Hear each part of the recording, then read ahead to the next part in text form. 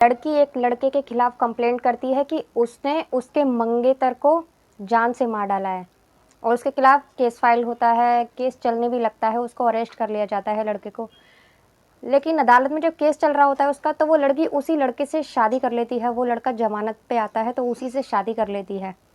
फिर वो उसको निकलवाने के लिए केस फाइल करती है, वकील करती है कि उसको बाहर नहीं, मतलब उसको रिहा कर दिया जाए, लेकिन उसकी अपील को कैंसिल कर दिया जाता है। दोस्तों, मैं गीता गुप्ता, स्वागत है आप लोगों का मेरी आज की एक नई वीडियो में। अगर आपको वीडियो पसंद आए तो लाइक कर दीजिए, सब्सक्राइब कर दीजिए चैनल को।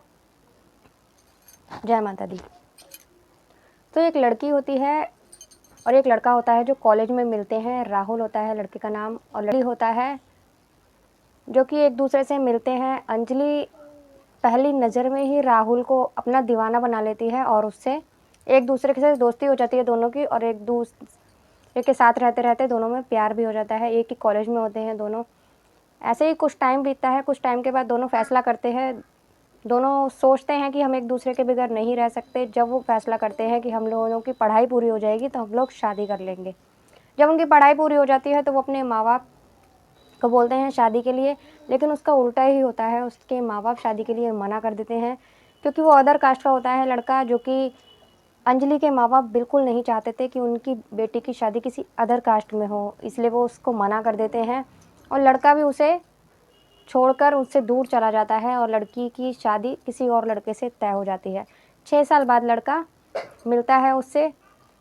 6 साल बाद एक बार दोनों आमने सामने फिर आते हैं। राहुल और अंजलि दोनों जब एक दूसरे के सामने आते हैं तो उस वक्त अंजलि की सगाई हो जाती है। शादी नहीं होती, उसकी सगाई हो चुकी होती है। सगाई जब हो चुकी होती है तो वो जब वापस आता है तो वो उससे सगाई तोड़ने के लिए बोलता है, लेकिन वो सगाई नहीं तोड़ती क्योंकि वो उसे भूल चुकी थी और अपनी नई ज़िंदगी में आगे बढ़ चुकी थी।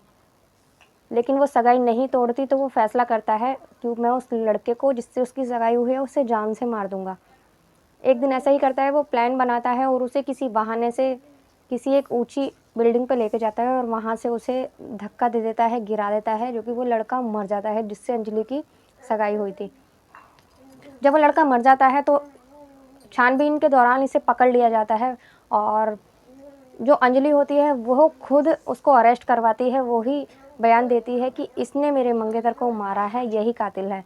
तो उसको अरेस्ट कर लिया जाता है, उसके खिलाफ मुकदमा चलता है कोर्ट में, बात कोर्ट तक पहुंच जाती है। पहुंचने के बाद में कुछ दिन वो जेल में ही रहता है। जब वो जमानत पे रिहा होके आता है, वो जेल में भी उसी लड़की से प्यार करता था, उसी का ही दीवाना था। वो जेल में भी यही सोचता है मैं जाकर कैसे उसको राजी करूं शादी के लिए। जब वो जमानत पे बाहर आता है तो फिर भी उसके पीछे ही पड़ा रहता है और वो लड़की मान जाती है। जो उसके पीछे पड़ा रहता है तो वो लड़की मान जाती है और उससे शादी कर लेती है। शादी करने के बाद वो साथ रहने लगते हैं। जब लड़की दोबारा एक अपील देती है कोर्ट में, जो उसने बयान दिया था उसको वापस लेने की बोलती है, लेकिन हिंदुस्तान की कोर्ट है, मानने वाली नहीं थी, तो उसने कोर्ट मना कर देती है, खारिज कर देती है उसकी बात को। तो फिर उसके खिलाफ केस चलने लगता है और ये इधर से इसको बचाने के लिए नई नई तरकीबें सोचती है। इसने खुद ही उसको अरेस्ट करवाया था और खुद ही उसको बचाने के लिए कोर्ट में आए दिन चक्कर लगाती है, नए नए वकील करती है, लेकिन वो नहीं छूट पाता। शादी हो चुकी थी इसकी, और लेकिन एक दिन ऐसा आता है कि उसे सज़ा हो जाती है और ये लड़की अकेली ही रह जाती है। अंजलि बिल्कुल अकेली रह जाती है। वो चला जाता है जेल, उसको उम्र कैद की सज़ा हो जाती है मर्डर के केस में। तो छोटी सी वीडियो थी, कैसी लगी आपको बताना, और मिलते हैं किसी अगली वीडियो में एक नई कहानी के साथ। तब तक के लिए बाय बाय। जय माता दी।